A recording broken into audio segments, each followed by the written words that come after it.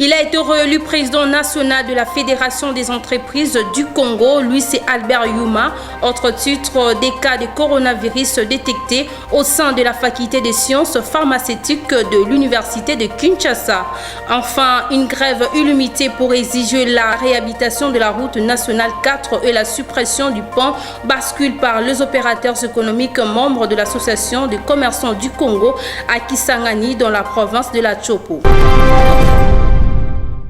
Mesdames, Messieurs, bienvenue dans cette nouvelle édition du journal. Au Sénat, les élus ont examiné le jeudi 26 novembre 2020 deux propositions de loi, notamment la création de l'agence de lutte contre la corruption ainsi que la proposition de loi déterminant le principe fondamentaux relatif à la recherche scientifique et à l'innovation technologique. Les détails avec Joël Nomankwei.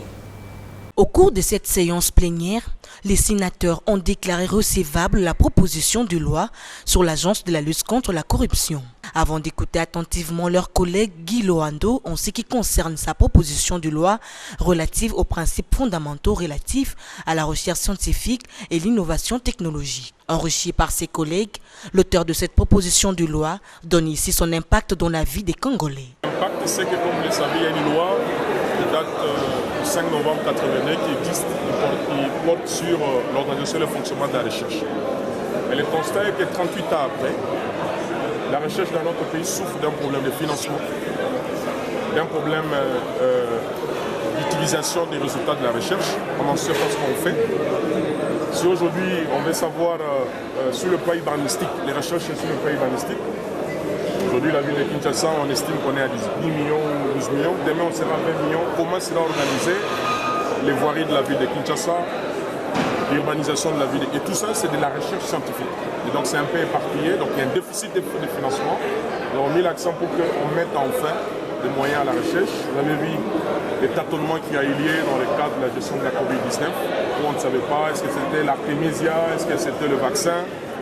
On n'a pas vu, même s'il y a eu des initiatives isolées, individuelles, de certains médecins de notre pays, mais normalement, le secteur scientifique qui est hautement stratégique devrait avoir un accompagnement étatique. Et au-delà de la recherche scientifique, il y a aujourd'hui ce qu'on appelle les innovations technologiques. Dans les soucis d'éradiquer la corruption en République démocratique du Congo, les sénateurs ne sont pas allés derrière le dos de la cuillère pour déclarer recevable une telle proposition de loi qui vient combattre la corruption. À l'Assemblée nationale, les élus nationaux ont examiné le jeudi 26 novembre 2020 le rapport de la commission mixte relatif aux propositions de loi sur l'agriculture et le droit du peuple autochtone. Plus de détails avec Joël Nomankwei une fois de plus. Bien avant la tenue de cette plénière, la commission ECOFIN de l'Assemblée nationale a auditionné les ministres des Mines. En fait, c'est le code minier de 2018 qui a augmenté les recettes depuis 2018. Le plus grand problème, c'est qu'on ne peut pas s'attendre au-delà des recettes qui sont déjà prévues dans le code minier. Et donc, ce qu'il faut faire, c'est se battre pour que nous mobilisons les recettes en amenant tout le monde à une bonne transparence et à payer ce qu'il faut payer. Présidé par le deuxième vice-président de ces bureaux, Boniface Balamagé, en l'absence de la présidente de l'Assemblée nationale. Au regard de ces deux propositions de loi dont les rapports ont été adoptés en plénière, il faut noter que la République démocratique du Congo regorge des millions d'hectares de terres arables, comme l'a toujours souligné le président de la République démocratique du Congo, Félix-Antoine Tshisekedi. Le président de la commission mixte, le député national Mondolé, parle de la quintessence de la proposition de loi sur l'agriculture initiée par son collègue le député Elvis Moutiri Wabachar. Le peuple pygmée sont depuis très longtemps objets de discrimination. Ils ont été depuis très longtemps l'objet de maltraitance. Ils ont été depuis très longtemps l'objet d'exclusion et de stigmatisation. Et il était temps que les législateurs que nous sommes, que nous puissions penser à légiférer dans le sens de protection de leurs droits, mais aussi surtout dans le sens de leur promotion. S'agissant de la proposition de loi sur les droits des peuples autochtones, l'auteur de celle-ci, le député national Ribin Boukanga Rachidi, a éclairé l'opinion. Aujourd'hui, grâce à cette proposition de loi qui vient d'être adoptée à l'unanimité ici à l'Assemblée nationale de la RDC, les autochtones pygmées se voient pour la toute première fois être reconnus comme propriétaires des terres qu'ils occupent. C'est vraiment une innovation parce que depuis longtemps, cette catégorie des Congolais n'était pas reconnue comme propriétaires de terres qu'ils occupaient, qu'ils utilisaient ou qu'ils possédaient. La plénière a accordé à la Commission un délai raisonnable afin de permettre aux députés nationaux de déposer les amendements des fonds avant son adoption finale. Une conférence de bas le jeudi 26 novembre 2020 à Kinshasa sur les conditions constitutionnelles de coalition ou de cohabitation. Cette dernière a eu comme intervenants Maître Jean-Marie Kabengela, Maître Georges Kapiamba, Maître Martin Moulumba et Maître Willy Ouenga. Suivez ce reportage de Berlin Ekaya et Defantundula. Des conditions constitutionnelles de coalition ou de cohabitation, analyse de quelques dispositions constitutionnelles, tel est le thème de cette conférence débat qui avait comme intervenants Maître Jean-Marie Kabengela, Maître Georges Kapiamba et Maître Martin Moulumba ainsi que Maître Willy Ouenga comme maître de cérémonie. Pour Maître Jean-Marie Kabengela, le FCC ne détient pas de majorité parlementaire car il n'y a pas présenté de candidats aux élections législatives nationales et demande à Ilou Kamba de déposer sa démission en fait que le président de la République nomme un informateur selon l'article 78 de la Constitution. Quelques acteurs politiques ont dit si le président de la République ou si les gens ne veulent plus de la coalition, nous allons nous verser dans le gouvernement de cohabitation. Il n'y aura pas de gouvernement de cohabitation. Parce que pour qu'il y ait gouvernement de cohabitation, il faut que les partis politiques, regroupements politiques, ayant présenté des candidats aux élections législatives, moyennant la liste de la CENI, l'on constate que ces partis, regroupements politiques, ont obtenu des majorités au Parlement, ce qui n'est pas le cas dans l'espèce. Les choses étant revenues à zéro, il appartiendra au président de la République, en considérant le dysfonctionnement des institutions qui préjudicient aux intérêts de la population, de demander au Premier ministre de présenter la démission du gouvernement afin que, en observance de l'article 78 de la Constitution, un informateur soit désigné. Il peut arriver que le Premier ministre refuse de présenter la démission. Que ferait le président de la République? Il saisira la Cour constitutionnelle en interprétation de l'article 78 de la Constitution. Du côté du maître Georges Kapiamba, l'hypothèse de cohabitation n'est plus possible actuellement en RDC. Il n'est pas possible d'envisager l'hypothèse de cohabitation. Pourquoi nous le disons? C'est parce que lorsque vous prenez l'article 79, c'est la disposition qui explique de quelle manière le Conseil des ministres, qui est le lieu indiqué pour les discussions et la prise de décisions du gouvernement, de l'action public, l'article 79 prescrit que c'est seulement le chef de l'État, président de la République, qui a seul la compétence, mieux les prérogatives, de convoquer et présider le Conseil des ministres. Maître Martin Moulumba a ajouté que le problème congolais, c'est sa classe politique.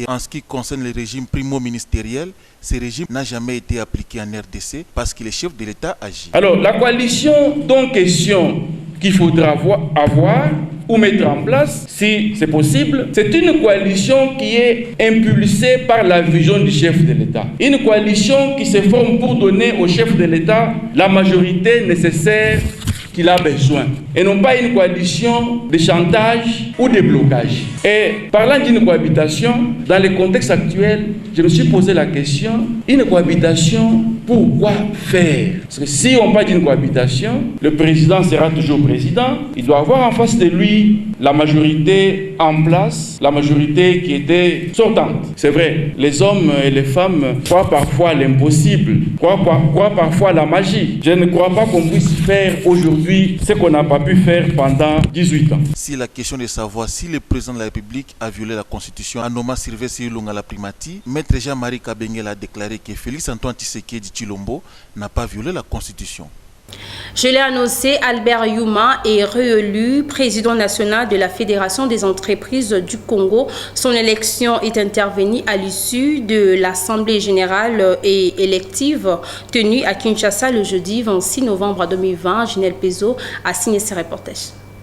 À l'issue de l'Assemblée générale ordinaire de la Fédération des entreprises du Congo, tenue à Kinshasa le jeudi 26 novembre au Pullman Hotel dans la commune de la Gombe, Albert Youma a été réélu pour la 6e fois au poste du président national de la Fédération des entreprises du Congo. Ce dernier a un mandat de 3 ans, soit 2020 à 2023. 3 candidats ont concouru à cette élection, dont Dieudonné Kassembo, Michel Sefou et Albert Youma. Au finish, Albert Youma a été réélu à l'unanimité par 119 membres pour un total de 2575 voix. Prenant la parole, Albert Youma a promis d'axer ses actions pour le bien des opérateurs économiques afin de favoriser le développement du pays. En outre, il a salué le conseil d'administration de la FEC de l'avoir fait confiance. Chers membres, comme vous êtes ici, vous saviez, cette assemblée générale était élective.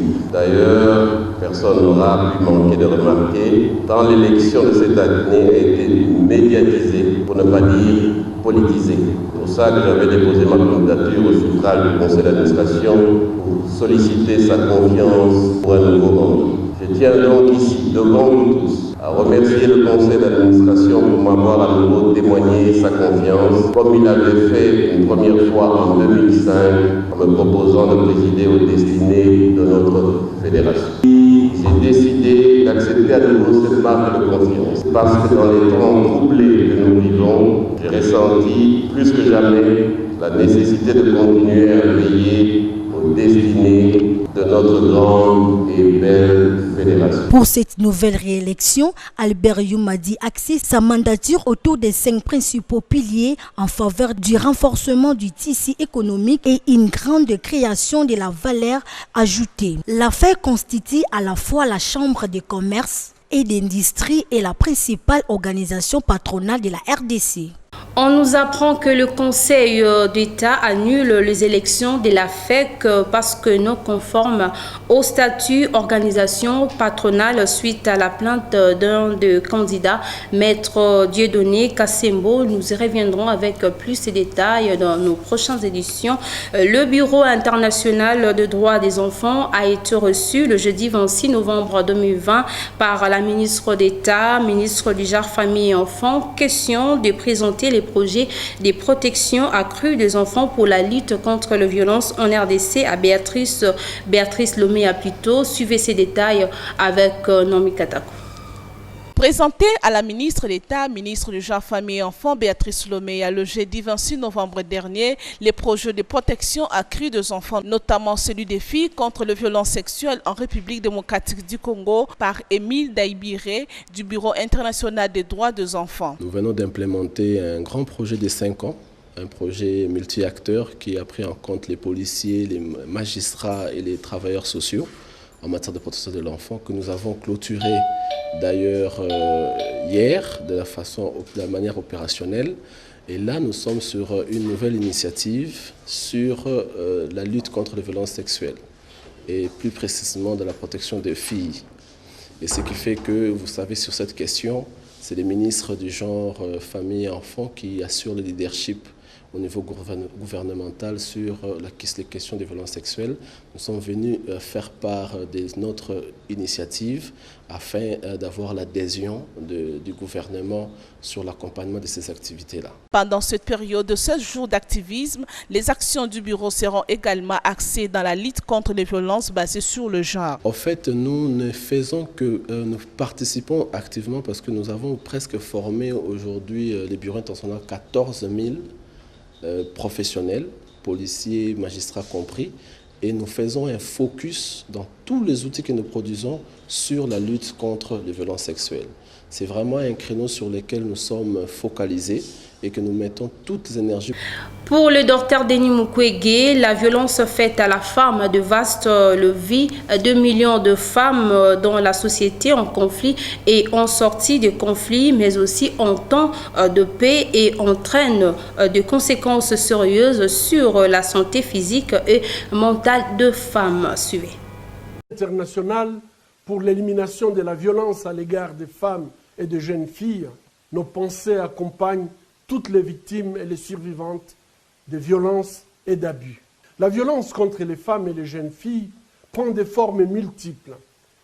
Et ces violences ne connaissent pas de barrières culturelles, sociales ou économiques. Elles nous concernent tous. Elles englobent des coutumes rétrogrades, des normes sociales, des pratiques misogynes et discriminatoires qui vont de la violence conjugale et domestique au harcèlement en milieu estudiantin, sur le lieu de travail ou dans le transport en commun, en passant par le mariage forcé d'enfants et le trafic des êtres humains, le soi-disant crime d'honneur et le viol.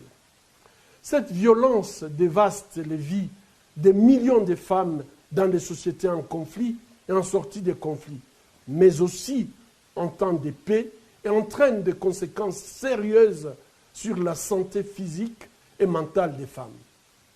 La violence contre les femmes et les enfants constitue non seulement une des plus graves violations des droits humains, mais aussi une véritable pandémie de santé publique, un obstacle sérieux à la résolution de nombreux défis globaux, tels que la réalisation des objectifs de développement durable.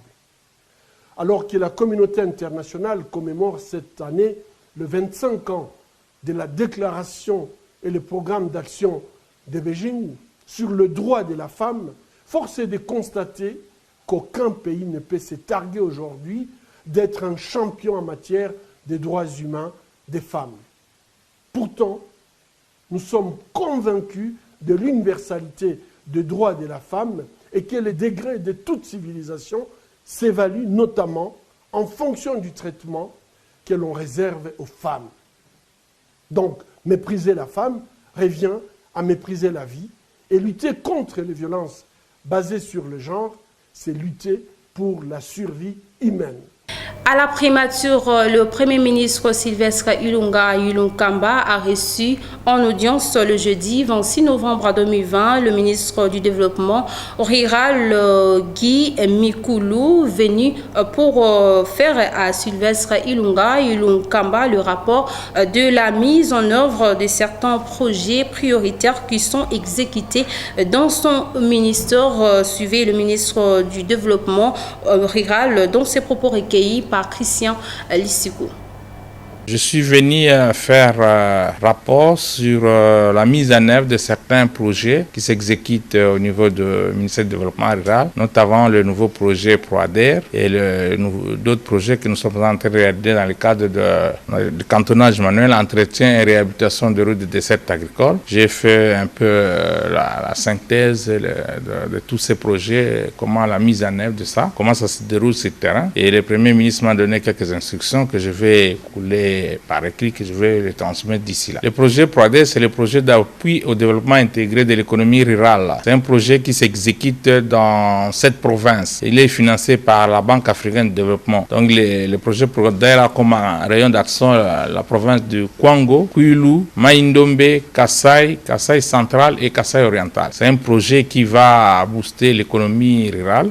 Et c'est un projet qui est ancré au ministère du Développement rural via la direction de l'économie rurale. Un projet qui est évalué à 49 millions, je pense, de dollars, unité de compte. Depuis qu'on a lancé avec le Premier ministre, nous avons déjà évolué dans toutes les provinces du centre et les provinces de l'ouest. Ça veut dire en termes de démarrage des travaux, nous pouvons dire que les travaux ont démarré effectivement dans la province du Kwango, dans la province du Kwilu, province de Congo central, et puis maintenant, nous sommes pendant le déploiement de matériel de cantonnage dans toute la partie centre et la partie ouest. Donc, il nous reste maintenant la passation de marché pour le matériel pour la partie orientale. Ça veut dire province orientale, Grand Kivu et le Grand Katanga. En ce qui concerne l'entretien par financement pour FONER, les 18 provinces, normalement, les clairs ont déjà démarré l'entretien de routes de desserte agricole. À Kinshasa, depuis le 26 novembre dernier, que les forces de l'ordre sont déployées sur les grands acteurs de la capitale afin de faire observer les mesures barrières édictées par l'autorité urbaine. Suivez ces constats de Ginelle Pézon. Pour barrer la route à la nouvelle vague de la pandémie liée au coronavirus à Kinshasa, le commissaire divisionnaire adjoint Silvano Kasongo a déployé les forces de l'ordre sur les grands acteurs de la capitale afin de faire respecter les mesures prises par l'autorité urbaine concernant le port obligatoire des masques par la population quinoise. À Kinshasa, au sujet de l'existence de la Covid-19, les avis sont partagés. En revanche, d'autres pour ce qui est de cette opération, il soutient que la police évite les monnayages et les menaces à l'endroit de la population. Mais ça pour la police a brutalisé ceux qui a brutalisé motoza bien. Mais problème est ça, le col a bien malade des alliés, ils surtout population to la takashine. Mais pour la police azo salam salam ala moté parce que le col a lobby na lingola na moni bakangi makasi bazola ndanda batuti na kati ya commune. Wana eza bien te ba côté le misa mutu ko ebise ke lata ezake bo banda ko menacer batu wana la police a komi ko sala mabe ata na mular lobby basa tous des ordres makasi. Moni bazola ndanda batu mango moni mutu azoki meme bazola ndanda ndé kaka wana l'état telemelango parce que un jour mutu mususu ko risquer wana katikati ya prince à cause de Kachne. Du côté des vendeurs, cette nouvelle vague du coronavirus a secoué également leur marché. Biso tondo suma Kachne na 8000 francs.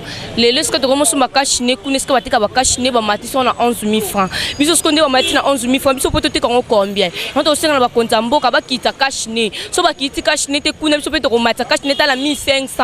Ici est de noter que malgré cette opération de contrôle des Kachne dans le riz de Kinshasa, les engins des moyens de transport en commun, le lieu de culte, le terrain de sport, le marché, les hôpitaux, les morgues, le site d'inhumation, des porteurs de masques de protection communément appelés cache-nez, la distanciation sociale n'est pas toujours respectée, de même les recommandations relatives au lavage régulier de mains.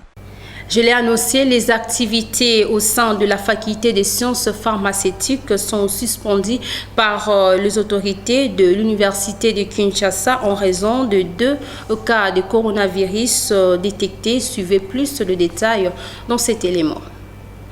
2 cas de coronavirus étaient détectés à l'université de Kinshasa, plus précisément à la faculté de sciences pharmaceutiques. Une situation qui a suscité une nouvelle vague de tristesse dans les esprits des étudiants de cet établissement. Interrompu pendant 6 mois le cours en raison de cette pandémie, alors que cela engendre des conséquences jusqu'à ce jour, explique cet étudiant. Oui, c'est vraiment choquant de telle sorte que le niveau universitaire de trouver 2 personnes encore avec le cas de Covid-19, c'est vraiment étonnant parce qu'on avait interrompu les cours la fois dernière. Donc la durée de 6 mois c'était trop, on était pénalisé. Jusque là on demeure encore en G2, on pouvait être en G3. Dommage pour ces gens-là parce que la maladie est aggravante. On a vu en Espagne, en Italie, disons en Europe comment ça s'est répandu. Si cette maladie continue à tuer au Congo, ça sera encore pire parce que nous n'avons pas beaucoup d'hôpitaux qui peuvent nous prendre en charge. Je leur dis seulement d'appliquer les gestes barrières, de respecter la distanciation, d'avoir chacun son masque et d'être prudent, surtout la prudence, pour éviter cette maladie parce que ça peut nous détruire. C'est une maladie qui tue facilement. De l'autre côté, cet étudiant appelle les autorités universitaires de marteler sur le respect de mesures barrières, notamment le port correct de masques au sein de cet alma mater. Avant d'entrer à l'auditoire, il faut poser un masque. Ceux qui ont un vote à ta professeur à côté avant attendre, ceux qui ont mon étudiant un masque, il fallait activer. Donc, biso na campus eloko ya liboso ifale tozala na masque tozala na masque tala bandeko na biso ya science pharmaceutique na nini médecine baconfine bango donc il n'y a pas pour basuspendre baactivité nyonso biso mpe okomona boye toriske basuspendre baactivité na campus. Ici est de souligner que pour éviter la chaîne de contamination de la Covid-19, les activités de la faculté des sciences pharmaceutiques ont été suspendues pour une durée d'1 semaine. Le collectif de avocats et d'autres jeunes de Kisangani qui ont présenté aux confessions religieuses la candidature de Maître Retu Amélie à la présidence de la CENI ont bouclé le jeudi 26 novembre 2020 la première phase de sa démarche. Suivez ce reportage. La première phase de la démarche citoyenne du collectif des juristes et autres boyomés qui présentent aux 8 confessions religieuses de la RDC la candidature de Maître Retu Amélie à la présidence de la CENI a été bouclée ce jeudi 26 novembre par la présentation du mémorandum du peuple boyomé au responsable de la confession religieuse Armée d'Issali. Avant de remettre ces documents au chef de l'armée d'Issali de la Tchopo, le collectif a procédé à la lecture de son contenu. Il explique que le peuple congolais a constaté que, lors des 3 derniers scrutins, la CENI, institution ayant la charge d'organiser les élections en RDC, a toujours été dirigée par des hommes travaillant sous les ordres des politiques. Conséquence, les élections étaient mal organisées et elles ont produit des dirigeants illégitimes. C'est pourquoi le peuple prend ses responsabilités pour sauver la situation en présentant Maître Retu Amélie comme candidat digne de sauver et protéger les suffrages des Congolais. Maître Athanase Mopela. Ses compétences, son intégrité intellectuelle, sa probité, sa rigueur et discipline sont unanimement reconnus. C'est un homme très autonome et indépendant qui a toujours su frayer avec succès son chemin dans l'Europe. Les collectifs espèrent que les confessions religieuses vont s'approprier cette candidature qui est un choix du peuple. Nous croyons pouvoir compter sur votre entremise pour que notre choix soit respecté et validé par la haute hiérarchie catholique, protestante, musulmane et kimbanguiste. En réaction, le major Godefroy Doumbou, responsable de l'armée d'Issali dans la Tchopo, a salué la démarche tout en promettant la transmission du mémo à sa hiérarchie. Je vous encourage pour les démarches. Ce que je peux vous rassurer, moi aussi je ferai part à la hiérarchie parce que nous travaillons en 8 confessions religieuses. À la prochaine, nous allons encore nous retrouver. Sachez que le collectif est allé aussi à l'église orthodoxe, mais le mémo n'a pas été déposé ici à cause de l'absence du responsable à son bureau. Le document lui sera remis un autre jour sous un nouveau format.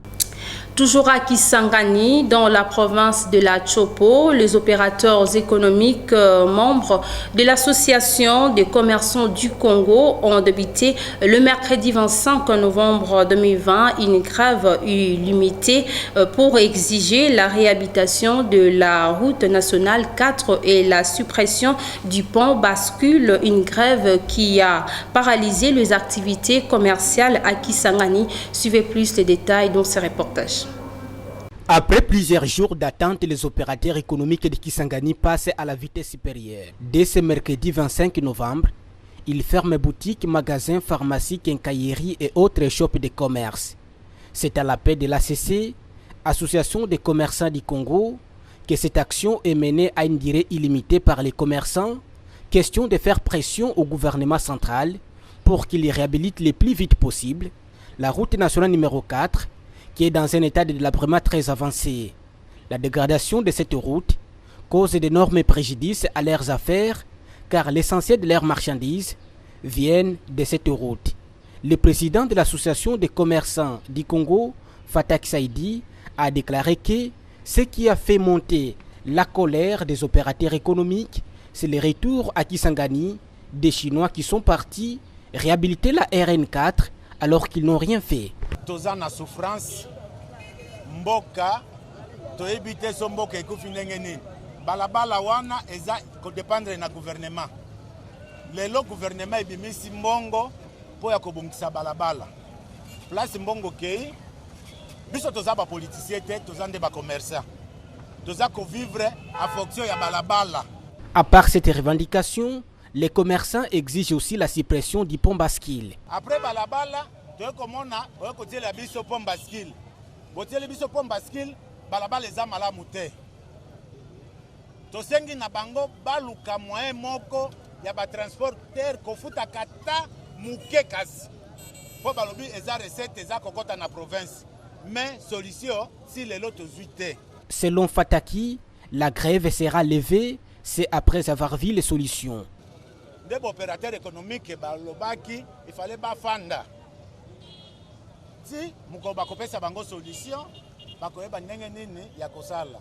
Le président des transporteurs, Guy Agenonga, s'est joint également à l'ACC pour exiger la réhabilitation de la RN4 qui cause du tort à leurs véhicules. Nous sommes fatigués, Nos véhicules s'endommagent du jour au jour.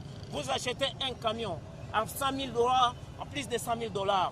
Et puis, le camion ne fait pas même 6 mois, le camion est foutu. Notez que pour ces premiers jours de la grève, le mot d'ordre a été respecté par les commerçants presque à 85%. En Ituri, pour boucler complètement ce journal, fin de la formation de remise à niveau de policiers dans cette province. Suivez plus de détails dans ce reportage. Le commissaire provincial de la police nationale congolaise de l'Ituri, le général Sabiti Abdallah Patrick, a clôturé officiellement le recyclage des remises à niveau de 87 sur 129 policiers venus de Kinshasa pour renforcer la sécurité des personnes et de leurs biens à province de l'Ituri. La cérémonie s'est déroulée à l'école de police. Le général Sabiti a précisé que les autres vagues de formation vont se poursuivre tant que la hiérarchie du pays et de la police nationale congolaise enverra d'autres contingents pour soutenir les unités préexistantes de la police nationale congolaise de l'Ituri. Aux policiers recyclés, le général Sabiti a demandé qu'ils fassent preuve du professionnalisme sur terrain et cela dans le cadre de la police de proximité. J'ai retransmis la volonté du chef de l'État, le commandant suprême, son Excellence le président de la République, Félix Antoine Tshilombo, et du commissaire général, dans le cadre de renforcement de la sécurité dans la ville de Bunia et dans la province de l'Ituri en général. Rachi a mis à notre disposition ces éléments pour le renforcement de la sécurité. Et avant leur déploiement, nous avons voulu organiser cette formation de recyclage, des remises à niveau, des renforcements de capacités pour leur permettre, dès qu'ils sont déployés, permettre de travailler en toute professionnalité. Les exercices pratiques et les défilés ont sanctionné la fin de cette cérémonie.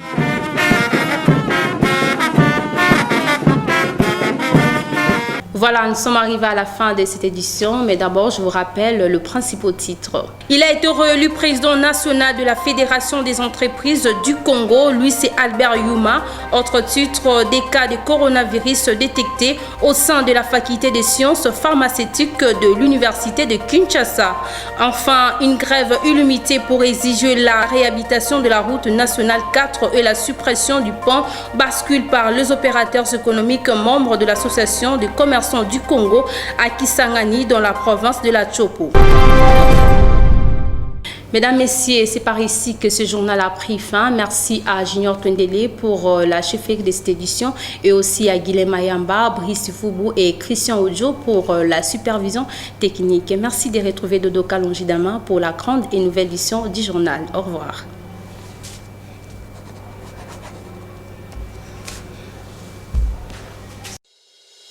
Vous pouvez suivre cette émission en rediffusion quand vous voulez, où vous voulez, sur www.dab.video.